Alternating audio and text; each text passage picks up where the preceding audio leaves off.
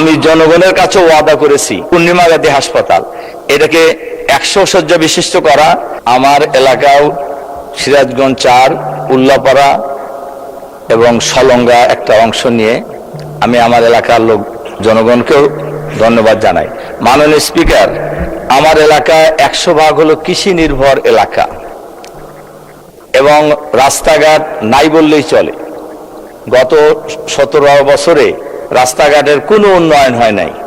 এজন্য আমি মাননীয় এলজিআরডি মন্ত্রী আমাদের এখানে উপস্থিত আছেন।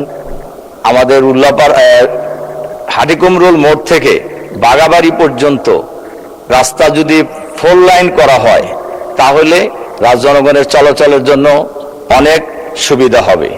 এর পাশাপাশি 2টি হাসপাতাল আছে।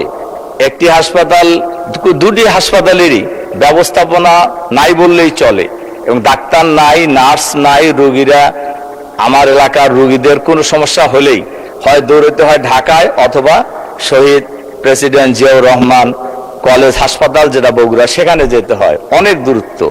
এজন্য আমি মাননীয় স্বাস্থ্যমন্ত্রীর কাছেও অনুরোধ জানাবো যে এই হাসপাতাল 2টি আধুনিকায়ন করার ক্ষেত্রে কি কি পদক্ষেপ নেওয়া যায়, এখানে ডাক্তার, নার্স এবং পর্যাপ্ত সুযোগ সুবিধা।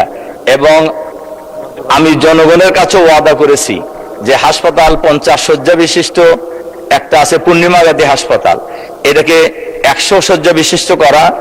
আর উল্লাপাড়া উপজেলা প্রপারে কাওয়াক হাসপাতাল একটা আছে যেটা 30 শয্যা বিশিষ্ট, এটাকে যদি আমরা 50 শয্যা বিশিষ্ট হাসপাতালে রূপান্তর করতে পারি তাহলে জনগণের জন্য চিকিৎসা সেবা পাওয়া অনেক সহজ হবে এবং প্রয়োজনীয় ডাক্তার, নার্স এবং